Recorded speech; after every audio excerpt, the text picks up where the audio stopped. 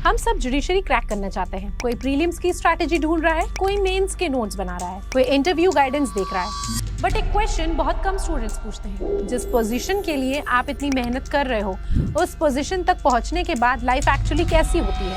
Because honestly बहुत सारे aspirants का ड्रीम होता है एक सिविल जज बनना, पर किसी को भी सिविल जज की रियल लाइफ के बारे में ज्यादा पता ही नहीं होता। कुछ लोग सोचते हैं जज बनना मतलब कोर्ट रूम में बैठना, कुछ हियरिंग्स अटेंड करना, ऑर्डर पास करना और फिर घर चले जाना होता है। But reality it is much more complex. और शायद इसीलिए अगर आप जुडिशरी को करियर के रूप में देख रहे हैं तो सिर्फ एग्जाम को समझना काफी नहीं है, उस प्रोफेशन को समझना भी उतना ही जरूरी है। तो चलिए समझते हैं एक सिविल जज का नॉर्मल डे एक्चुअली कैसा दिखता है। Let's start with busting a misconception. सपने बड़े हैं तो तैयारी भी सही होनी चाहिए। सिविल जज, एपीओ, एडीपीओ या वकालत में सफलता का लक्ष्य हो तो जुड़िए विधिक शिक्षा से। एमजे सर और उनकी अनुभवी टीम के मार्गदर्शन में पाएं personal guidance, bare act, judgment analysis और कोर्ट रूम प्रैक्टिकल नॉलेज। आपकी सफलता की शुरुआत यहीं से। कॉल 9111 सिविल जज का काम कोर्ट रूम स्टार्ट होने पर शुरू नहीं होता, एक्चुअली काम उससे पहले ही शुरू हो चुका होता है। सुबह कोर्ट आने से पहले ही जज को अपने बोर्ड के मैटर्स देखने होते हैं।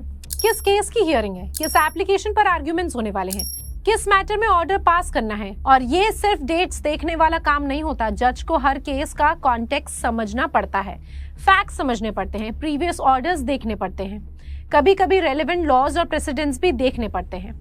मतलब जब लिटिगेंट्स कोर्ट रूम में एंटर करते हैं तो जज उस मैटर को पहले ही स्टडी कर चुका होता है और फिर शुरू होता है वो पार्ट जो लोग जनरली देखते हैं, कोर्ट प्रोसीडिंग्स। लेकिन यहाँ पे रियलिटी मूवीज और वेब सीरीज से काफी डिफरेंट होती है। एक सिविल जज के सामने एक दिन में सिर्फ 1 या 2 मैटर्स नहीं आते, कई बार एक दिन में 10 से 12 मैटर्स भी लिस्टेड होते हैं। किसी का प्रॉपर्टी डिस्प्यूट, किसी का फैमिली मैटर, किसी का इंजंक्शन एप्लीकेशन, किसी का एविडेंस स्टेज और किसी की फाइनल आर्ग्यूमेंट्स। और यहाँ एक बहुत इंटरेस्टिंग बात है, हम प्रिपरेशन के टाइम पर केसेस को सब्जेक्ट्स की तरह पढ़ते हैं, लेकिन कोर्ट रूम में हर फाइल के पीछे एक इंसान होता है, एक फैमिली होती है, एक प्रॉब्लम होती है और एक स्टोरी होती है। किसी की जमीन का डिस्प्यूट 15 साल से चल रहा होता है, कोई अपनी फैमिली प्रॉपर्टी के लिए लड़ रहा होता है, कोई रिलीफ की उम्मीद लेकर कोर्ट आया होता है। और इसी वजह से जज का काम सिर्फ लॉ पढ़ना नहीं होता, जज का काम होता है लॉ को रियल लाइफ में अप्लाई करना। और ट्रस्ट मी, ये सुनने में जितना सिंपल लगता है उतना होता नहीं है। बहुत लोग सोचते हैं कि जज की सबसे इम्पोर्टेंट स्किल लॉ की नॉलेज होती है। अब उसमें कोई डाउट नहीं है कि लॉ की नॉलेज इम्पोर्टेंट है, लेकिन उससे भी ज्यादा इम्पोर्टेंट है decision making, patience, listening skills और सबसे इम्पोर्टेंट है न्यूट्रलिटी। इमेजिन करो, 2 पार्टीज कोर्ट में खड़ी है और दोनों को लगता है कि वो सही है, दोनों के लॉयर्स अपनी तरफ से बेस्ट आर्ग्यूमेंट्स दे रहे हैं, लेकिन जज को डिसाइड करना है। और डिसाइड भी कैसे? इमोशनली इन्फ्लुएंस हुए बिना, पब्लिक ओपिनियन से अफेक्ट हुए बिना, सिर्फ फैक्ट्स और लॉ के बेसिस पर। सच बताऊं तो यही वो स्किल है जो जुडिशरी को अलग बनाती है। लेकिन कहानी यही खत्म नहीं होती, क्योंकि बहुत सारे स्टूडेंट्स को लगता है कि कोर्ट खत्म तो काम खत्म, पर रियलिटी एग्जैक्टली अपोजिट है। कोर्ट प्रोसीडिंग्स खत्म होने के बाद भी काफी काम बाकी होता है। ऑर्डर्स ड्राफ्ट करने होते हैं, जजमेंट्स लिखने होते हैं, एविडेंस एनालाइज करना होता है, लीगल रीजनिंग डेवलप करनी होती है। और यहाँ एक बहुत इंपॉर्टेंट चीज समझिए, जज सिर्फ डिसीजन नहीं देता, जज को अपना डिसीजन जस्टिफाई भी करना होता है। हर ऑर्डर के पीछे रीजनिंग होनी चाहिए, हर कंक्लूजन के पीछे लीगल बेसिस होना चाहिए।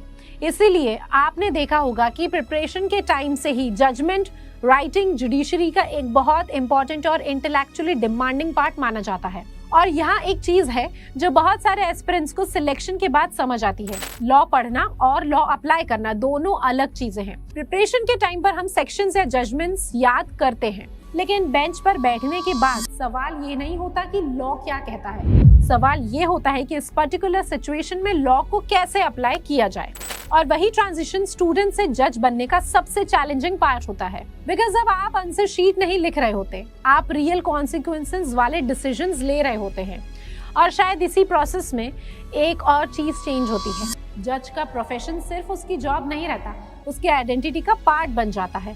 सिलेक्शन के बाद सिर्फ डेजिग्नेशन नहीं बदलता, लाइफ का प्रोस्पेक्टिव भी बदल जाता है। People start looking at you differently. Society आपसे इंटीग्रिटी एक्सपेक्ट करती है, डिसिप्लिन एक्सपेक्ट करती है, फेयरनेस एक्सपेक्ट करती है और इसलिए एक जज की रिस्पॉन्सिबिलिटी कोर्ट रूम के बाहर भी खत्म नहीं होती। लेकिन एक बात है, जुडिशरी में आने के बाद आपकी ग्रोथ सिर्फ प्रोफेशनल नहीं होती।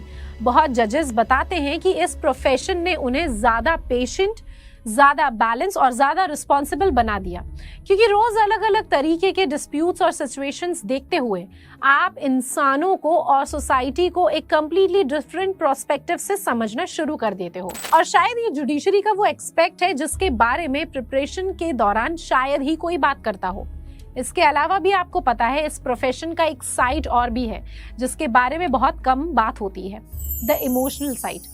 हर दिन आप डिस्प्यूट्स देख रहे हो, कॉन्फ्लिक्ट्स देख रहे हो, family breakdowns, financial struggles, personal tragedies, और फिर भी आपको इमोशनली बैलेंस रहना है, क्योंकि जज का रोल सिंपैथी और बायस के बीच एक बैलेंस मेंटेन करना है। ये रिस्पॉन्सिबिलिटी मेंटली डिमांडिंग हो सकती है। शायद इसीलिए एक्सपीरियंस जजेस अक्सर एक बात कहते हैं, जुडिशरी पावर से ज्यादा अकाउंटेबिलिटी का प्रोफेशन है, क्योंकि हर ऑर्डर मैटर करता है, हर ऑब्जर्वेशन मैटर करती है, हर डिसीजन किसी ना किसी की लाइफ को अफेक्ट करता है।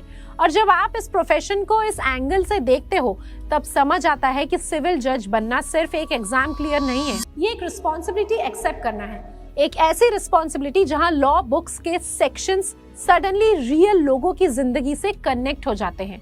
और शायद इसीलिए जुडिशरी को समझना सिर्फ सिलेबस समझने से बहुत ज्यादा इंपॉर्टेंट है। इस चैनल पर हम सिर्फ नोटिफिकेशंस और प्रिपरेशन स्ट्रैटेजी की बात नहीं करते, हम जुडिशरी की real life, real challenges, real responsibilities और रियल अपॉर्चुनिटीज के बारे में भी बात करते हैं, ताकि जब आप इस जर्नी पर चलें तो आपको सिर्फ एग्जाम का नहीं, प्रोफेशन के बारे में भी पूरी नॉलेज हो। नेक्स्ट वीडियो में हम बात करेंगे why good students still fail in judiciary preparation, because surprisingly problem हमेशा इंटेलिजेंस नहीं होती, कई बार प्रॉब्लम कुछ और होती है। तो अगर आप जुडिशरी को सिर्फ क्रैक नहीं बल्कि डीपली अंडरस्टैंड करना चाहते हो तो इस वीडियो को लाइक कर दीजिएगा और चैनल को सब्सक्राइब जरूर कीजिए, जिससे हम आपके लिए ऐसे ही रियल सिनेरियो बेस्ड वीडियोस लाते रहें। Thank you.